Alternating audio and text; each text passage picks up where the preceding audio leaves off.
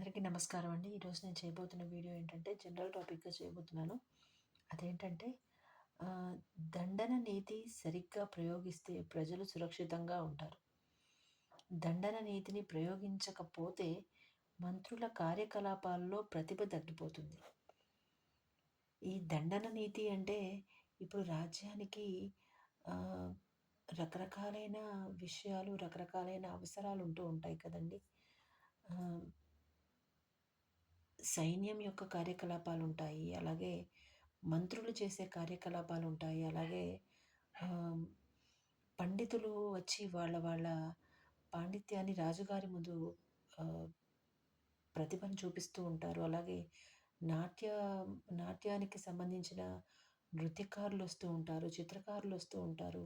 ఇంకా అలాగే కళాకారులు ఎవరెవరైతే రాజు పోషణ చేస్తూ ఉంటారో వాళ్ళందరూ వచ్చి రాజుగారి ముందు తమ ప్రతిభను చూపిస్తూ ఉంటారు. అలాగే సామంతులు, మంత్రులు రకరకాలైన వ్యవహారాలతో రాజుని రోజు వచ్చి ఎంతోమంది కలుస్తూ ఉంటారు. వీటిలో దండన నీతి కూడా ఒకటండి.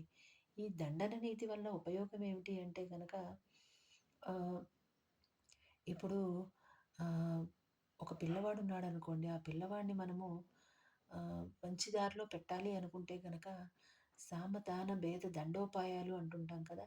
అంటే ఆహ్, రకరకాలైన ఆహ్, వ్యవహారాలతో ఆ పిల్లవాడిని సరైన దారిలోకి తీసుకురావడం. అంటే భేదం చూపించి అంటే ఇట్లా ఉన్నాడు వాడు, నువ్వు కూడా వాడిని చూసి నేర్చుకో అని. లేదంటే ఆహ్, సామము అంటే ఇద్దరు స్టూడెంట్స్ ఉన్నారనుకోండి.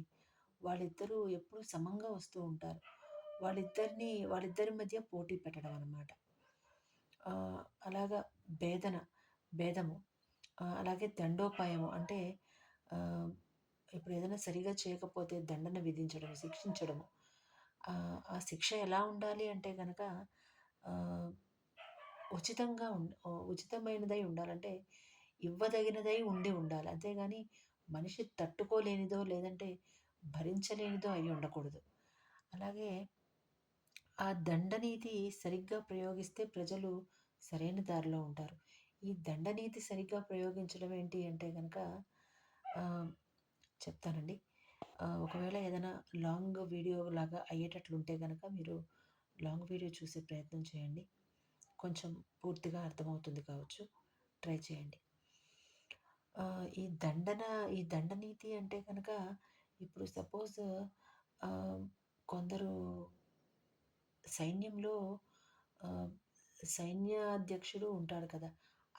అతను సైన్యానికి సంబంధించిన నీతి నేర్పేటప్పుడు ఏదైనా తప్పులు చేసేవాళ్ళు కావచ్చు, లేదంటే రాజ్యంలోనే ఏదైనా తప్పులు చేసేవాళ్ళుంటే వాళ్ళకి విధించే శిక్షలు కావచ్చు, ఆ శిక్షల తాలూకు దండనలు కావచ్చు, లేదంటే ఇంకా చెప్పాలంటే ఎవరైనా రాజ్యంలోకి ఎలాంటి ఒక అంగీకారం గానీ ఏమీ లేకుండా ప్రవేశించినా, లేదంటే బహిష్కరించబడిన వాళ్ళు ప్రవేశించినా, లేదంటే బయట వాళ్ళు ఎవరైనా ఏదైనా రాజప్రవేశం కోసం అట్లాగా అనుమతి లేకుండా వచ్చినా, ఏదైనా ఆహ్, దొంగిలించడాలు అలాంటివి ఏవైనా తప్పులు జరిగినప్పుడు, లేదంటే ఒక రాజ్యంపై ఇంకొక రాజ్యం దండెత్తి